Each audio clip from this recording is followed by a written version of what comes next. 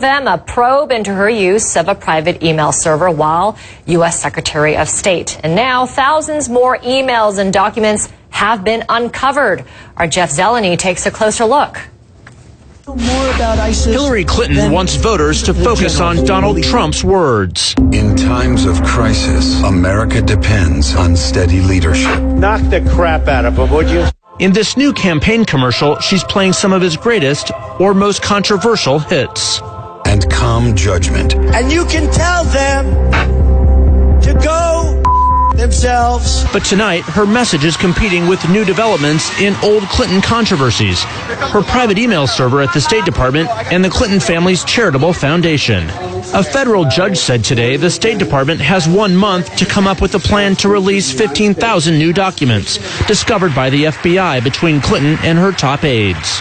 Republican Chairman Reince Priebus seized on the ruling, saying the emails in question should be released in full before Election Day.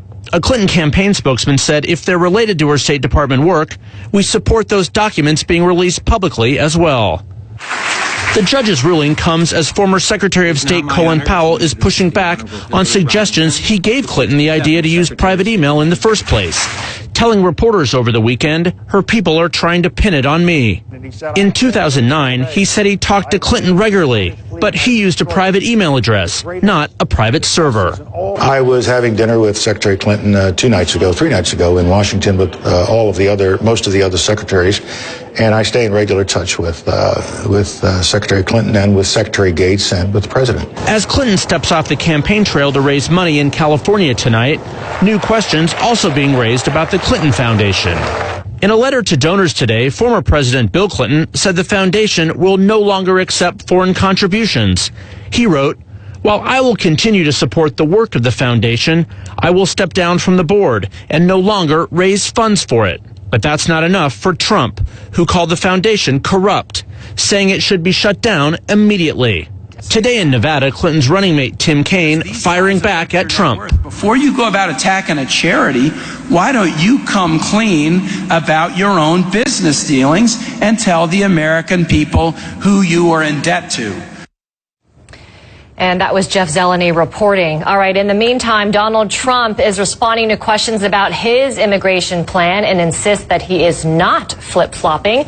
The Republican presidential nominee has long taken a hard-line position focused on removing those who are illegally in the U.S. And now there are signals that he may be soft on that issue.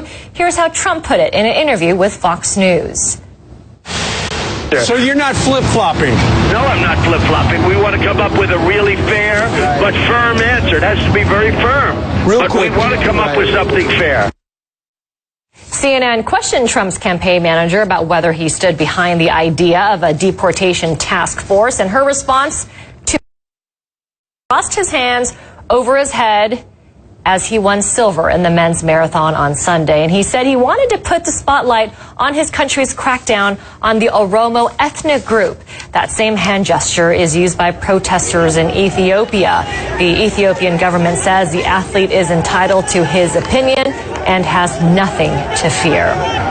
And a major update today to the incident involving Ryan Lochte and 3 other American swimmers at a Rio gas station. And if you're Lochte, it's an expensive one. Speedo, Polo Ralph Lauren, Gentle Hair Removal, and Mattress Maker Airweave all announcing they are cutting ties with the swimmer after he admitted to lying about being robbed at gunpoint in Rio with 3 of his teammates. For his part,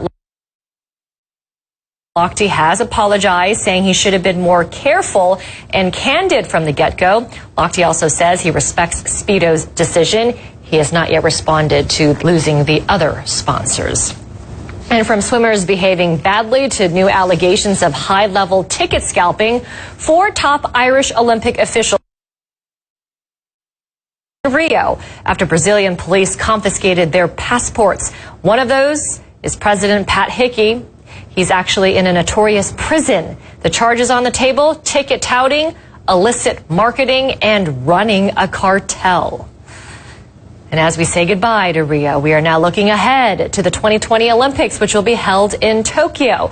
On Sunday, Rio organizers put on a spectacular carnival-themed closing ceremony. But one of the night's big surprises came when Japan's Prime Minister made a show-stopping appearance. He gave us a sneak peek at how technology may play a big role in the upcoming games. Will Ripley has a story. Japanese Prime Minister Shinzo Abe dressed as Super Mario may have set the tone for Tokyo 2020, but few Japanese actually saw it live. Half a world away and 12 hours ahead of Rio, the Olympic closing ceremony was right in the middle of Tokyo's Monday morning commute and an approaching typhoon. Outdoor Olympic viewing parties were canceled, but a few gathered inside. We hope to see all of Japan's technology showcased in the next Olympics, says Koichi Suzuki, watching the closing ceremony on a huge HK TV. You can see every tiny detail in HK. HK just the high-tech, cool Tokyo 2020 organizers are promising. Super high-speed maglev trains, far faster than today's bullet trains. Robots doing everything from giving directions to driving taxis. Ambitious tech projects Japan hopes will impress crowds and boost the economy. To make this games, as I said, most innovative. Hidetoshi Fujisawa is one of Tokyo 2020's executive directors. He says new technology and 5 new Olympic sports will draw new fans. Winning the Olympic bid 3 years ago was supposed to be Japan's badly needed comeback after years in the economic doldrums and the disasters in March of 2011 that killed thousands and shook Japan to the core. But problems have plagued Tokyo 2020 ever since. A scrapped Olympic stadium design, logo plagiarism allegations, construction delays, even a bribery investigation. Has Tokyo bounced back from that? I think so, yes. People are excited about it, and people are very much looking forward to Tokyo 2020. Problems do transparency when it comes to the Olympics. We know the problem, and we are looking for the solution. Now she an Olympic-sized burden, and with Tokyo Tower decked out in full Olympic colors, the countdown is officially on. Will Ripley, CNN, Tokyo.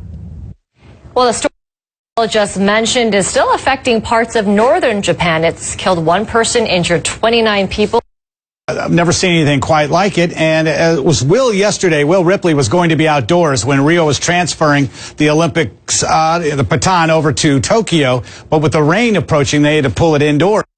Evacuated with no injuries there, but this is the storm right here. Now, a friend of ours, a meteorologist who's in Tokyo and works for NHK, just put out an interesting tweet.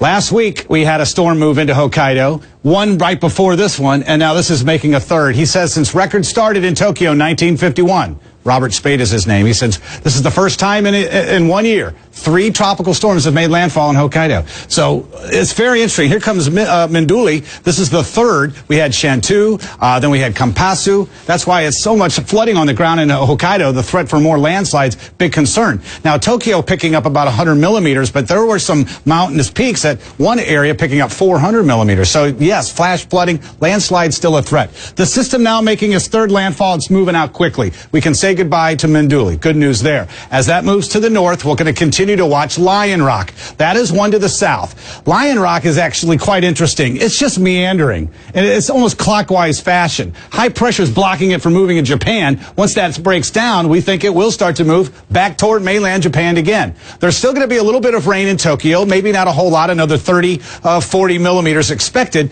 right as that continues to trail into that area. But big concerns up in Sapporo and most of Hokkaido and the higher terrain. Quickly, I want to mention into India. 30 people died over the weekend. The Ganges River and several unders. Look at this. This is a street sign here, and you can see how everyone's trying to struggle to get to high ground. This was a storm last week, Thursday into Friday. Moved into southern China, Hainan province, moved across Southeast Asia. Watch, it just continues to erupt. More flooding in Bangladesh. Rivers are over their levels. Continues to move into India. So with that, they've had their fair share of problems. So again, we're going to concentrate more.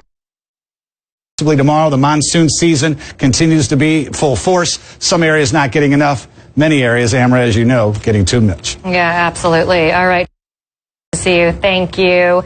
And speaking of India, you know, doctors there say they have never seen anything like it, and I bet you haven't either. A man with knives lodged in his stomach.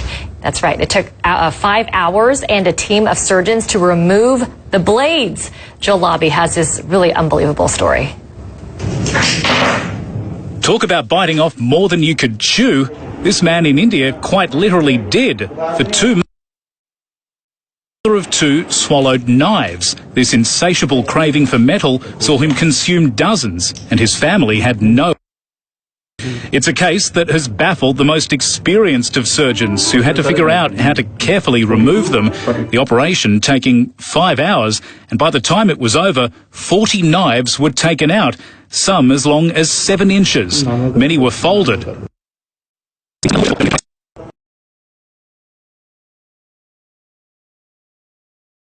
If he wants more iron in his diet. Joel Arby, CNN, Hong Kong. Nothing funny about that, though, right? Coming up, the president of the Philippines